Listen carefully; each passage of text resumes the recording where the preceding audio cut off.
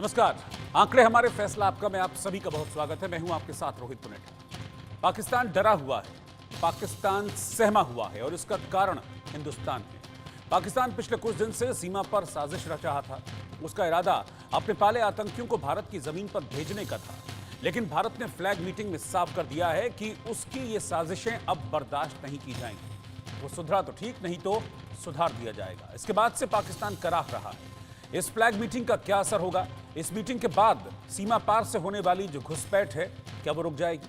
क्या भारतीय सेना और सुरक्षा एजेंसियां नियंत्रण रेखा पर किसी भी हालात से निपटने के लिए पूरी तरह से तैयार हैं?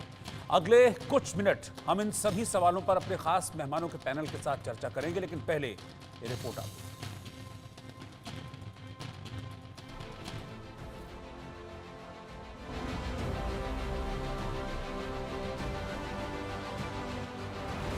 जम्मू कश्मीर की शांति, यहाँ के लोगों का सुकून, विकास की तरफ बढ़ते उनके कदम, पत्थरबाजी से तौबा पाकिस्तान को चुभ रहा है। उसके हुक्मरानों को रास नहीं आ रहा। पाकिस्तान दुनिया में इस बात का ढोल पीटता है वो आतंकवाद का सताया है, लेकिन ये हकीकत किसी से छिपी नहीं। पाकिस्तान की कथनी और करनी में कितना बड़ा अंतर है। पाकिस्तान अपने मुल्क में आतंकी फैक्ट्री चलाता है, युवाओं को बरगलाता है और आतंकी संगठनों में शामिल करता है। उन्हें दूसरों की जान लेने की ट्रेनिंग देता है। एक बार जब आतंकी तैयार हो जाते हैं तो उन्हें हिंदुस्तान की जमीन पर दहशत फैलाने के लिए भेज देता है। पाकिस्तान एक बार फिर इस कोशिश में है। सीमा पार से 150 से 200 आतंकी हिंदुस्तान में दाखिल होने की फिराक में है। पाकिस्तान की तरफ से युद्ध विराम का उल्लंघन और लगातार भारतीय चौकियों को निशाना बनाना, सेना को निशाना बनाने का काम चल रहा है। आप मेरे पीछे देखेंगे, अब ताज़ा जो मामले हुए हैं उसके बाद लगातार इस वक्त इस पूरे इलाके में जो है वो तलाशी अभियान शुरू किया गया है। सेना जो है वो अलर्ट पर है और कोशिश की जा रही है कि किसी भी तरीके से अगर कोई भी आतंकी इस इलाके में घुसपैठ कर चुका है तो उसे कहीं ना कहीं मार गिराया जा सके, उसे जो है ढूंढ निकाला जा सके। दरअसल आपको बता दूं कि लाइन ऑफ कंट्रोल के दूसरी तरफ लगभग जो जानकारी है कि 150 के करीब आतंकी हैं जिसको जम्मू कश्मीर में दाखिल करवाने का प्रयास पाकिस्तान कर रहा है। और लगातार युद्ध विराम का उल्लंघन दरअसल पाकिस्तानी सेना इसलिए कर रही है ताकि किसी भी तरीके से जम्मू कश्मीर में जो है आतंकियों की घुसपैठ हो सके, क्योंकि सेना की सतर्कता के चलते यहाँ पर किसी भी तरह से घुसपैठ नहीं हो पा रही। हिंदुस्तान की सेना ने पाकिस्तान के अरमानों पर पानी तो फेर ही रखा है और अब तो भारत ने पाकिस्तान को बेहद कड़ा संदेश दे दिया। जम्मू कश्मीर में एलओसी पर पिछले कुछ दिन से जारी तनाव के बीच पुंछ सेक्टर में भारत और पाकिस्तान ने फ्लैग मीटिंग की। पिछले 4 साल में दोनों देशों के बीच में हुई इस तरह की ये पहली मीटिंग थी। आखिरी बार 2021 में फ्लैग मीटिंग हुई थी। इस मीटिंग में भारत ने पाकिस्तान को अपने तेवर दिखा दिए, उसे बता दिया, समझा दिया। सीमा पार से उसने अपनी हरकतें बंद नहीं की तो उसे अंजाम भुगतने के लिए तैयार रहना पड़ेगा। जम्मू कश्मीर में लाइन ऑफ कंट्रोल पर पिछले कुछ दिनों से लगातार चल रहे तनाव के बीच आज भारत और पाकिस्तानी सेना के बीच एक अहम फ्लैग मीटिंग हुई है। ब्रिगेड कमांडर लेवल की हुई फ्लैग मीटिंग में भारत की तरफ से और पाकिस्तान की तरफ से लोकल कमांडर जो है वो शामिल हुए और इस मीटिंग में भारतीय सेना ने लगातार पाकिस्तान की तरफ से हो रहे युद्ध विराम के उल्लंघनों का मुद्दा उठाया और पाकिस्तान को ये साफ किया कि पाकिस्तान अपनी धरती का इस्तेमाल आतंकी गतिविधियों के लिए लाइन ऑफ कंट्रोल पर भारतीय सेना को जो फायरिंग कर निशाना बनाने का प्रयास किया जा रहा है और युद्ध विराम का उल्लंघन किया जा रहा है, इसे रोक दे, वरना इसका असर जो है वो दोनों देशों के बीच पड़ सकता है। भारत की तरफ से लगातार इस चीज़ को लेकर पाकिस्तान को पहले ही आगाह किया गया है कि पाकिस्तान लगातार युद्ध विराम का उल्लंघन करके या फिर आतंकियों को जम्मू कश्मीर में दाखिल जो करवाने की कोशिश कर रहा है वो गलत है। हालांकि पिछले कुछ हफ्तों में लगातार एलओसी पर 6 से 7 बार युद्ध विराम का उल्लंघन या फिर आईडी लगाकर भारतीय सेना को निशाना बनाने का प्रयास जो है वो पाकिस्तान की तरफ से किया गया, जिसका मुंहतोड़ जवाब जो है वो भारतीय सेना ने भी किया है। फरवरी महीने में पाकिस्तान की तरफ से अचानक घुसपैठ और गोलीबारी की घटनाएं बढ़ी हैं। 4 फरवरी 2025 सेना ने 7 पाकिस्तानी घुसपैठियों को मार गिराया। 11 फरवरी 2025 एलओसी के पास लालोली इलाके में आईईडी ब्लास्ट हुआ, जिसमें सेना के 2 सैनिक शहीद हो गए। धमाका उस वक्त हुआ जब सेना के जवान गश्त पर थे। 13 फरवरी 2025 पाकिस्तान की तरफ से भारतीय सीमा में गोलीबारी की खबर आई। हालांकि सेना ने इसका खंडन किया। भारतीय सेना ने कहा पाकिस्तान बॉर्डर पर युद्ध विराम लागू है। 16 फरवरी 2025 पुंछ सेक्टर में स्नाइपर फायरिंग हुई, जिसमें एक भारतीय जवान जख्मी हो गया। इस घटना के बाद भारत और पाकिस्तानी सैनिकों के बीच कुछ देर तक गोलीबारी भी हुई। लगातार बढ़ती इन घटनाओं के बाद दोनों तरफ से फ्लैग मीटिंग की गई है, लेकिन सवाल ये कि क्या पाकिस्तान बातों की भाषा समझेगा या फिर अब एक और सर्जिकल या फिर एयर स्ट्राइक का समय आ गया है? क्या एक बार फिर भारत को पाकिस्तान में घुसकर उसे उसकी औकात याद दिलाने की जरूरत है? जम्मू एंड कश्मीर के पुंछ सेक्टर में एलओसी के ऊपर हिंदुस्तान और पाकिस्तान के ब्रिगेडियर लेवल की एलओसी के ऊपर एक मीटिंग हुई है। मीटिंग में दोनों ने ये तय किया है कि जो सीज फायर का एग्रीमेंट है उसे कंटिन्यू करना चाहिए। दरअसल में जो अपराधी हैं वो खतरे को दूर से पहचान लेते हैं। याद कीजिए कि मेंबर ऑफ पार्लियामेंट ने ही पाकिस्तान की असेंबली में ये कहा था कि तत्कालीन आर्मी चीफ बाजवा के पैर कांप रहे थे और उसने कहा था कि अभिनंदन को छोड़ दो, नहीं तो आज ही हिंदुस्तान का अटैक होने वाला है। उनकी ये समझ में आ गया है कि अब शायद दोबारा ऐसे होने वाला हो। हमारा तो ये कहना है कि एक सर्जिकल स्ट्राइक नहीं, तुरंत स्ट्राइक की आवश्यकता है। जैसे ही कोई दूसरी घटना हो, इंतजार न किया जाए और अटैक किया जाए। ये बात किसी से छिपी नहीं है। जब जब पाकिस्तान के अपने घर में आग लगती है, वो उसे बुझाने की बजाय पड़ोसी के घर में और बड़ी आग लगाने की कोशिश करता है, ताकि पाकिस्तान की आवाम को अपनी आग छोटी लगने लगे, उसका ध्यान पाकिस्तान के मुद्दों से हट जाए। इस वक्त भी पाकिस्तान यही कर रहा है।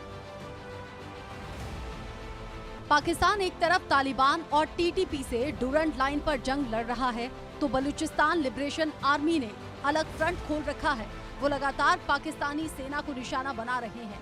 खैबर पख्तूनख्वा से भी पाकिस्तान की पोल खोलने वाली तस्वीर सामने आ रही है। यहाँ के लक्की मारबात इलाके में पाकिस्तानी फौज और स्थानीय लोगों के बीच में बड़े पैमाने पर हिंसक झड़पें शुरू हो गई हैं। स्थानीय निवासियों ने बाकायदा हथियार से लैस होकर सड़कों पर उतरकर पाकिस्तानी शासन के खिलाफ लड़ाई लड़ने का ऐलान कर दिया। महंगाई, गरीबी, बेरोजगारी जो है सो है। ऐसे में पाकिस्तान की कोशिश लोगों का ध्यान भटकाकर कश्मीर की तरफ करने का है।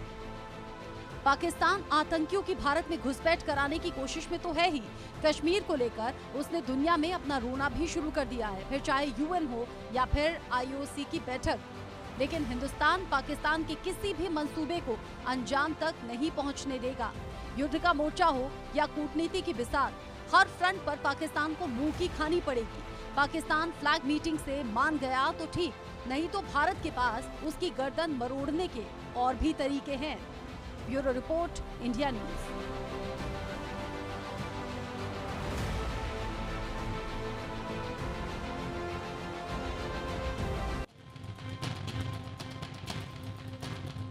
तो लंबे समय के बाद एक फ्लैग मीटिंग हुई है भारत और पाकिस्तान के सैन्य अफसरों के बीच, और इसी फ्लैग मीटिंग के बाद अब बहुत सारे सवाल खड़े हो रहे हैं। सवाल दरअसल बहुत पहले से बने हुए हैं। सवाल 2021 से भी बने हुए हैं जब युद्ध विराम की बात हुई थी, लेकिन उसके बाद कई बार युद्ध विराम तोड़ा गया, सीज फायर तोड़ा गया। बॉर्डर पार से जो आतंकवाद है उसको भारत में भेजने की कोशिश की गई, आतंकवादियों को घुसपैठ कराने की कोशिश की गई। लेकिन क्या अब इस फ्लैग मीटिंग के बाद इन चीज़ों पर असर पड़ेगा, एक पॉजिटिव असर पड़ेगा? इसी को लेकर एक सर्वे किया था और सर्वे के कुछ सवाल हैं जो मैं आपके सामने रखने जा रहा हूं। मेरा सर्वे का पहला सवाल यही था कि भारत पाकिस्तान के सैन्य अफसरों के बीच फ्लैग मीटिंग हुई है, इसका क्या असर होगा?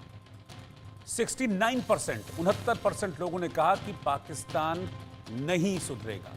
29% लोगों ने कहा कि एलओसी पर तनाव कम होगा। उन्होंने माना कि इस मीटिंग के बाद कुछ हद तक जो प्रेशर है एलओसी में, तनाव है, वो कम हो जाएगा दोनों देशों के बीच।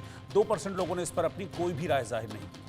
सर्वे का दूसरा सवाल जो था मेरा, वो ये था कि इस मीटिंग के बाद क्या पाक प्रायोजित आतंकवाद और सीमा पार से होने वाली घुसपैठ रुक जाएगी? 41% लोगों ने इसका पॉजिटिव जवाब दिया कि हाँ, जो घुसपैठ है उसमें कमी आएगी, वो रुक जाएगी। लेकिन 56% लोगों ने कहा कि नहीं, ऐसा नहीं होने वाला। 3% लोगों ने इस पर अपनी कोई भी राय जाहिर नहीं की। मेरे साथ 3 खास मेहमान इस वक्त जुड़ चुके हैं और मैं चर्चा की शुरुआत करूं उससे पहले मैं इंट्रोड्यूस करा देता हूं। मेरे साथ group captain retired doctor DK. Pandey साहब हैं, जो कि फॉर्मर डायरेक्टर हैं इंडियन एयरफोर्स के, वो इस वक्त मेरे साथ जुड़े हैं। मेरे साथ ज़मीर देथो साहब हैं, जो कि पाकिस्तान से हमारे साथ जुड़े हैं, डिफेंस जर्नलिस्ट हैं पाकिस्तान के। सर, आपका भी बहुत बहुत स्वागत है। और हिमांशु भट्ट जी सीनियर जर्नलिस्ट हैं, वो भी इस वक्त साथ में हैं। सबसे पहले पांडे सर, मैं आपके पास आना चाह रहा हूँ। फ्लैग मीटिंग के कुछ उद्देश्य होते हैं, कुछ पर्पस होते हैं। आप इनसे बहुत अच्छी तरीके से वाकिफ भी होंगे क्योंकि आप एक सैन्य बैकग्राउंड से हैं, सारी चीज़ों का आपको पता भी है। क्या उद्देश्य फ्लैग मीटिंग का होता है और आज जिस उद्देश्यों की पूर्ति के लिए फ्लैग मीटिंग हुई है, आप उनको पूरा होता हुआ देख रहे हैं पाकिस्तान के साथ? एलओसी पर जो तनाव था वो कम हो पाएगा? जय हिंद और बहुत बहुत धन्यवाद मुझे इस परिचर्चा में आमंत्रित करने के लिए। सर। फ्लैग मीटिंग का मुख्य उद्देश्य कॉन्फिडेंस बिल्डिंग है, लेकिन वो हम कितना सफल हो पाते नहीं हो पाते उसमें कई सारे फैक्टर हैं। आज जो मीटिंग हुई उसका उद्देश्य संघर्ष विराम उल्लंघन और सीमा पार की घटनाओं के कारण जो तनाव अभी कुछ दिनों में बहुत ज़्यादा ऊंचाइयों पर पहुंच गया था, उस पर किस प्रकार से रोकआउट हो, क्योंकि आपने सही कहा कि 25 फरवरी 2021 में हमारे दोनों देशों के बीच में एक ये समझौता हुआ था कि हम अकारण जो है गोलीबारी नहीं करेंगे और एक दूसरे को डिस्टर्ब नहीं करेंगे। लेकिन उसके बाद जो है इस पर केवल ये शाब्दिक रूप में जो है बातचीत हुई, लेकिन ज़मीनी हकीकत कुछ और रही, जिसका कि आपने आंकड़े सामने अभी बताए। लेकिन दुखद इस बात का रहा कि जो पिछली घटनाएं हुई 11 फरवरी को कैप्टन अमरजीत सिंह बख्शी वो और उनके साथी दोनों को जो है निशाना बनाया गया। साथ में इम्प्रोवाइज आईडी जो है के थ्रू जो है वो काफ़ी अटैक किए गए उससे। तो लगातार जो है हरकतें होती रही। देखिए क्या कारण है पाकिस्तान को ये सब करने के पीछे, वो एक अलग प्रश्न है, और क्या हमें करना चाहिए वो दूसरा प्रश्न है। महत्वपूर्ण ये है कि हम हमेशा शांति के समर्थक रहें, और दूसरा हमने कहा है कि हम हर चीज़ को डायलॉग और डिप्लोमेसी के द्वारा हल करना चाहते हैं। लेकिन कहा जाता है ना कि हाथ मिलाने के लिए दो हाथ का होना जरूरी है। भारत अपना हाथ आगे बढ़ाता है, लेकिन अगर हमारे पड़ोसी हाथ नहीं बढ़ाएं तो आगे बात कैसे चलेगी। जहां तक बात है आज मीटिंग के बाद, जैसे आपने अपने प्रस्तुत किए, निश्चित रूप से इन मीटिंग में, क्योंकि ये पहली बार तो ऐसी मीटिंग हुई नहीं, 2021 के बाद ये तो पहली फ्लैग मीटिंग थी, लेकिन बहुत ज्यादा इसमें परिणाम को अच्छे मिले। इसका आंकड़े साफ उसके बाद कहते हैं कि क्रेडिबिलिटी काफी लो है। अभी हमको देखना होगा कि क्या सीधी उंगली से घी नहीं निकलता, क्या हमें उंगली टेढ़ी करने की आवश्यकता है। निश्चित रूप से अब हम शनय शनय उस तरफ बढ़ रहे हैं। बांग्लादेश में भी जो आईएसआई की हरकतें जो बहुत तेजी से बढ़ती जा रही हैं, तो हमारे दोनों छोरों पर, पश्चिमी और पूर्व, दोनों तरफ हमें डिस्टर्ब करने का जो प्रयास किया गया है, वो निश्चित रूप से एक हमारे लिए चिंता का विषय है, और उस पर हमें कार्रवाई सख्त करनी होगी। कूटनीतिक तौर पर कार्रवाई अगर सफल नहीं होती है तो निश्चित रूप से हमें फिर सैन्य परिणामों की तरफ जाना होगा। ठीक है, जमीर साहब के पास मैं चल रहा हूं, पाकिस्तान से डिफेंस जर्नलिस्ट है, वो साथ में जुड़े हैं। जमीर साहब, इस बार जो मीटिंग हुई एक अच्छे माहौल में हुई, आगे भी माहौल अच्छा बने रहे, इसकी कोशिश उस पार से रहेगी क्या?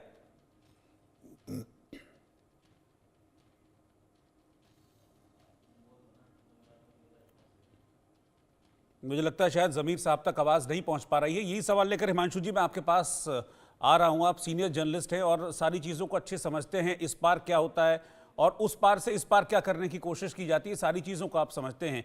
तो ये वाकई में एक सीरियसनेस के साथ पाकिस्तान के जो सैन्य अफसर है वो आए हैं, या फिर हमेशा की तरह बस आते हैं, अच्छे माहौल की बात करते हैं और फिर उसके बाद पीठ में खंजर घोंपते हैं? बस बात करते हैं, पीठ में खंजर भोंकते हैं, कुत्ते की दूम टेढ़ी की टेढ़ी। देखिए, जो ग्रुप कैप्टन सर नहीं बता सकते खुले में, मैं तो बता सकता हूँ, जर्नलिस्ट हूँ जी। मुझे समझ में आता है कि ये लोग क्या कर रहे हैं। ये लोग कुछ ऐसी हरकतें कर रहे हैं जिसके द्वारा वो वहां के लोगों का ध्यान फिर से कश्मीर के ऊपर केंद्रित कर सके। वहां पर बलूचिस्तान में जो घटनाएं वहां हो रही है, उसमें जो बात आ गए, उनके असेंबली के अंदर जब उनके ही बड़े नेता मौलाना डीजल जब जाके बोलते हैं कि बलूचिस्तान तो गया हमारे हाथ से, तो उसके पीछे की कोई एक बात है, वो मैं जो आज बताने जा रहा हूँ। वहां के पॉलिटिकल सर्कल्स में और डिफेंस सर्कल्स में एक बहुत जाना पहचाना नाम है आयशा सिद्दीका का। उन्होंने आज से 2 हफ्ते पहले एक आर्टिकल लिखा था जी। उन्होंने कहा था कि आसिम मुनीर कश्मीर पे वारदातें बढ़ा के भारत की गर्दन पकड़ने की कोशिश करेंगे, जिससे वो उसको टेबल पे लाके कह सके कि आप अब बलूचिस्तान को शांत कर दो वरना हम कश्मीर को जला देंगे। ये तो हो ना पाया। जी। उसके सामने